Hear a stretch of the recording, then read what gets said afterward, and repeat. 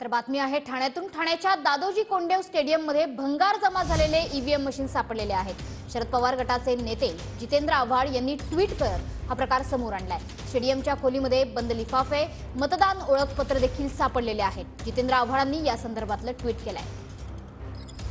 एका जिन्याखाली असलेल्या खोलीत म्हणजे ते खोली कोणाकडे लक्षात जाणार नाही अशा खोलीत ईव्हीएम सापडले, मतपत्रिका सापडल्या।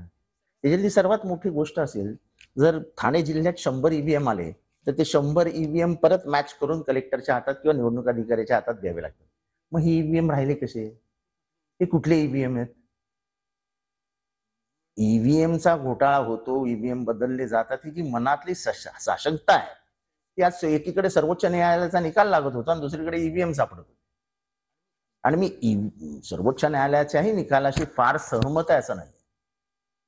मला माझं मत कुठे गेलं हे कळलंच पाहिजे। माझ्या मनात शंका का राहावी?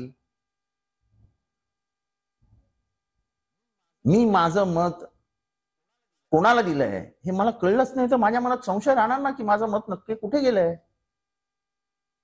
माणसाचं मन संशय असतं आणि ह्या संशयापायीच अमेरिकेचं त्यांनी ईव्हीएम मशीन्स काढून घेतले।